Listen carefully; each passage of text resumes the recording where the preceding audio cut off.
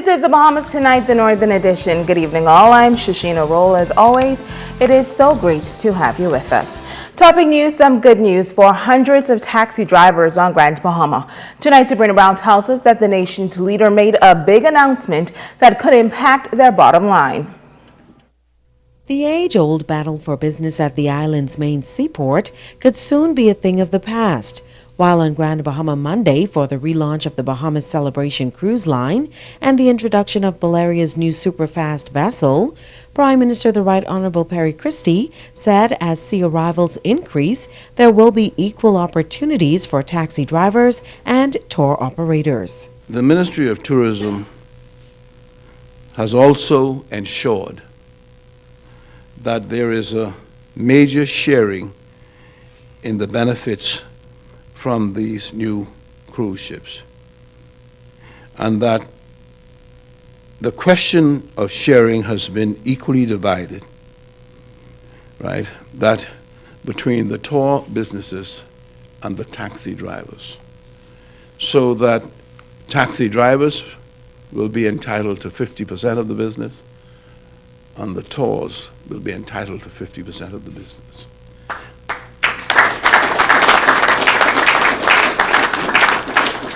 The changes within the Bahamas Celebration and Balearia are expected to provide hundreds of jobs for Bahamians. And as the Ministry of Tourism works to attract more visitors to this destination, the Prime Minister is encouraging those in the industry to make quality service a priority. The world has become incredibly competitive in every which way.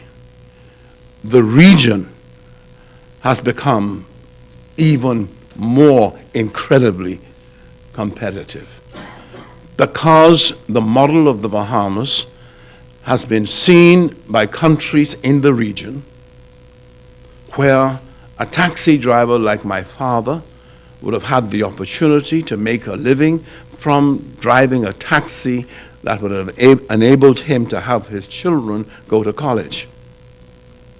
We have to get back to that model, and that's what the efforts are being now aimed at. Sabrina Brown, ZNS Network News. Well, the nation's leader also optimistic about the future of West End, Grand Bahama. During his visit this past weekend, Christie says the home of hospitality and Grand Bahama as a whole remains a top priority. While in the home of hospitality, the nation's leader told those attending an Urban Renewal Expo that he is minded of the significant role that West End has played in the history and development of this country. It is so good to stand up here in this park, because the very first time I made a political speech here, I recognized that I was in a place of history in this West End community, when Freeport was not even a dream. And the political action leading to majority rule started right here in this part of Grand Bahama. And some of the great leaders of our country came from here. People who built the platform for the leaders that led the country to majority rule and independence to stand upon. Right here from this historic settlement of West End. He says during his last administration, his government worked to revitalize the area, but then there were some challenges. We thought with the GIN development, we had a development that would be enduring, that would be impactful, that would employ hundreds of people. People bring them back who've left West End, bring them back for careers down here. And then the Great Recession came in and the development stopped. We are working assiduously to make sure developments take place all over the Bahamas. We're having great success in some islands. He says that his government is working hard to get this island booming once again, and West Grand Bahama remains a top priority. I'm hopeful, by the grace of God, if I'm invited to stand on a platform here in West End next Christmas season, that we're going to have good news to be able to say. And all I will say is, we have come in affirmation and in confirmation that what we said would happen is now happening. The City of Freeport Council is preparing to lend a helping hand to local communities this Yuletide season with a cleanup campaign. Kimberly Mullings tells us how in this report. Christmas is upon us, and the City of Freeport Council has issued a cleanup campaign. Shavita Campbell, Chief Counselor, says keeping the communities clean is necessary, and they're pleased to be able to assist by doing something different this year. What we are doing is we are partnering with various contractual companies who will clean and assist in moving debris from certain residential areas. And our whole goal is to create a safer neighborhood. We're just going along and assisting them as well and making sure that our areas within the City of Freeport is really clean for this season, is cleared away so persons can see all forms of intruders or potential intruders. Founder of this initiative, Clifton Francis, says to be able to help people in need, especially the elderly, is certainly something the Freeport City Council is looking forward to. We trying our best to not only assist the elderly, but we assist persons within areas whereas it is a health hazard. It's dangerous. You know, we have several seniors who live around plenty debris, and we want to be able to move that because for the safety of all citizens is important. And that's what my goal was when I decided, to take up this campaign, that, listen, we have to help those who can't help themselves. Local contractors have come on board, offering their expertise, tools, and services to be a part of this cleanup campaign and to give back. And I just want to express my thanks to the City of Freeport Council, along with the government, for allowing me to assist and help the people of Wellington Heights. Our company believes in it's more than just taking. Anything we can give back, we're more than happy to do. So when we was approached with the situation, we was more than glad to do it. One of the major areas which the Freeport City Council is focusing on is Wellington Heights. Kimberly Mullings, ZNS Network News. Well, police have issued an all-points bulletin for 33-year-old Dexter Davis of Cemetery Road, 8 Mile Rock. Police say he is wanted for questioning in reference to causing grievous harm. Davis is described as being 5 feet 9 inches tall, 150 pounds, medium built, and of brown complexion. He is considered armed and extremely dangerous and should be approached with caution. Now, if you know the whereabouts of Dexter Davis, you are asked to contact the Central Detective Unit Office in Grand Bahama at telephone number 350-3107 or 8. Emergency numbers at 911-919 or call your nearest police station. Meantime, the hunt is still on for a 40-year-old Shem Edward. Police say they still have no leads on his whereabouts. The Grand Bahama man escaped custody over a week ago while in the process of boarding a flight to be taken to prison to serve a 20-year sentence. Now, reports say Solomon, who was cuffed to another person, was able to remove the cuffs from his hand and made his escape. Police say Solomon is about 5 feet 6 inches tall with short hair, slim built. He weighs about 140 pounds with medium brown complexion. He is known to reside at number 7 Epson Road, Freeport, and Hannah Hill, 8 Mile Rock. If you have any information, you are urged to contact the nearest police station or call the numbers 350-3107 or 8, 911 or 919. A 21-year-old American visitor is dead after an alleged drowning on Monday. Police say shortly after 8 p.m., a U.S. registered dive boat with passengers on board were diving off West End when the victim was found in the water unresponsive. He was transported to West End where he was pronounced dead by the doctor. Now, police say investigations are ongoing. Also, police on Grand Bahama investigating an armed robbery that occurred on Monday shortly after 3 p.m. According to reports, a male, while in the downtown area, was robbed of jewelry and cash by 3 males known to him. Quick police action resulted in the arrest of 2 22-year-old male suspects who are assisting police with this matter. Their investigations are continuing. Stay with us, there's more news right after this.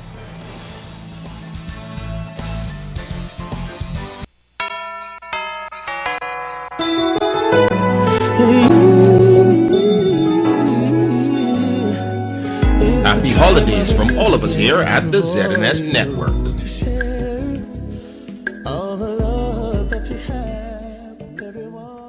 Welcome back. The Christmas season was brightened on Saturday for senior citizens on Grand Bahama.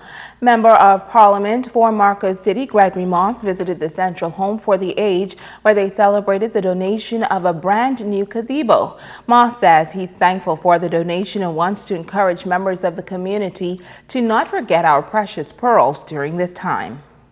Especially in these difficult times that we're having, I think it's very important that we attend to the big issues in the country, but not forget that there are human lives that are being affected. So everyone that can make a contribution in whatever way to lighten the burden on some other people, I really encourage them to do so. And this, in a small way, is our attempt to help with the old folks at this home. Now, many residents were joined by family and friends during the celebration, led by pastor of Central Church of God, Steve Dean. We did not have this in the past, and of course many of the persons who would come by, or the residents, family members, would always talk about bringing their loved ones on the outside for a little breeze or to have some sun. And so this allows us now to do exactly that, and I'm sure they should be happy to come out on the outside and sit comfortably and feel safe in this environment. Now, residents say they were more than delighted to have been a part of that event. In other news, children in the inner city community getting the Christmas celebrations off to a good start this past Sunday as part of the annual Reach Out Ministries Christmas Give Back. Several entities in the community came together to make the event a major success. Reach Out Ministries continuing their tradition of giving back to children during the holiday season. Founder Dudley Sade says this is always a special time of the year when they can provide the community with much needed necessities. Today we are able to give away shoes, clothing, in a minute we'll be feeding also, and we'll be giving away toys. But I want to say thank you to the sponsor that made this possible. And today is overwhelming to see the kids with a smile on their face. They put a hot meal in some of their stomach. Some folks today, if we don't have this Christmas party, won't be able to have a good Christmas. So today is a blessed day, and I am overwhelmed. Like I said, I'm almost speechless just to see the joy in these kids' face today. Chief Counselor for the City of Freeport, Javita Campbell, partnering with the organization for the fun-filled day. She says it is the council's mandate to make an impact in the lives of those that count on them, and partnering with organizations such as this is a great way to do so. Today is a special day. Being the Chief Counsel for the City of Freeport Council, we as a council, we believe in making our presence felt within the community. We were elected by these persons. We would have went door to door to ask these persons to vote for us. And so therefore, during this festive season, it's only fair that we are able to give back to them and contribute and partner with organizations such as this. And so today, it's a privilege. You know, several of us are here to support Mr. Dudley Sade in his initiative, which is year-round, but it's climaxing by giving persons something to carry home today, as well as to provide them with a full meal as well. And so therefore, it's a joy. You know, this kind of time, what else can you ask for? You can actually get something, carry it home and wrap it, and your children not know exactly where it came from, but you know you would have provided it for them. And so therefore, it's heartfelt. It's warm, it's giving, it's loving. For years, the Urban Renewal Police Team has partnered with the organization for the Give Back. And ASP Henry Roll says they want to continue building relationships with the young people. He says this is a great opportunity to show love to the community. We intend to, to give them some love from the police force, and also with our partnership here with Dudley Sade and his ministry. But I just want to say to the young children,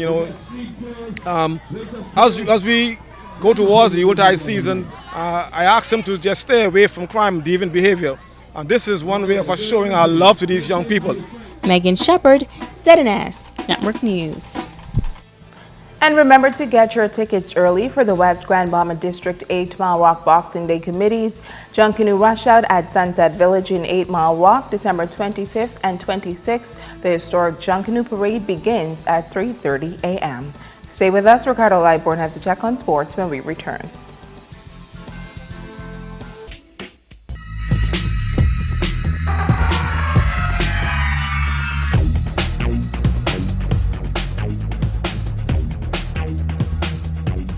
Everybody, and welcome to Sports and Ricardo Light. When this one goes out to the Lightborn girls down there in New Providence, Mavis, Trisha. Hey, you guys, make sure you get it done. And Nola, don't want to forget you out. And Henrietta, and yes, Elsie. Whew, that one is okay. The Grand Bahama Gymnastic Team preparing for the national competition this weekend, folks.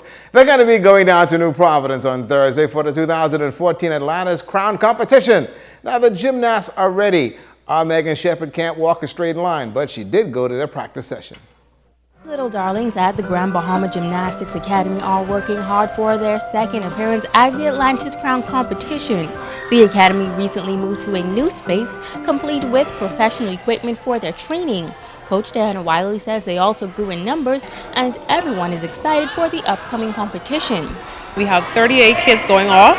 Last year we had 21, so there is an increase. We have 17 new gymnasts competing for the very first time, the youngest being 4 years old and the oldest being 17 years old. We're very excited. Last year we got 73 medals, and this year we intend to top that. The team leaves for New Providence on Thursday the 18th and will compete for 3 days. She says they will compete in different categories at different levels. Currently the highest level we have here is level 4, and we have 2 kids competing at that level. The lowest level is a level 1, and we have about 10 kids in that level. Currently we have 4 apparatus, that's bars, beam, floor, and vault. And the kids have been training intensely for the last few months, so they're really excited, they're ready to go. We also brought in a coach to help with our dance on the floor, and we've been training intensely with strength and flexibility for the kids. The youngest member of the team is 5-year-old Drew. She says she's pretty excited to be competing in several categories and tells us all about the hard work she's put into practice. I am doing beam, bars, and vault. I am 5 years old. My coach name is Miss Diana. Handstands, cartwheels, backward rolls, forward rolls, cartwheel. We wish the team the best of luck. Megan Shepard, ZNS Total Sports. Good stuff there. The 30th edition of the Mary Star of the Sea Catholic Academy Invitational will start tomorrow, folks. So let's rock and roll. Play starts at 3 p.m. with St. George's meeting Jack Hayward, followed by Sunland and the BMAS Warriors. On court at 5 o'clock, it is Mary Star Catholic Academy and the Grand Bahama Academy. St. John's College, Agmar will follow. Principal Joy Ritchie Green says the tournament has twofold, basketball competition and players development. Since I've come on board and having conversation with Coach McPhee, we want to, of course, build up our athletic program.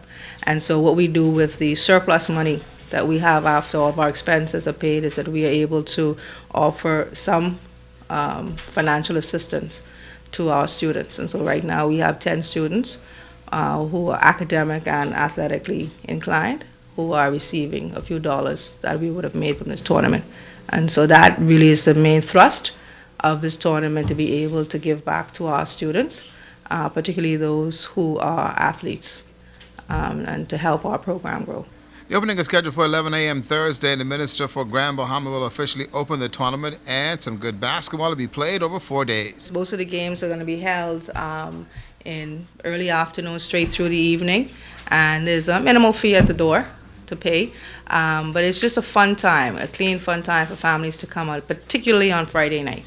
To come out, and we will have the EMS there for Hawksbill and Crusaders. That's going to be a great tournament, and I got to say again to Nola, Trisha, Mavis, also Henrietta, and Elsie. You guys have a great holiday down there in New Providence. And get this, Shelly Mosley will celebrate tomorrow. You all know Miss Shelly, who still plays softball. Can't tell you her age, but she says she's just like she was 29 years ago. That's a look at sports.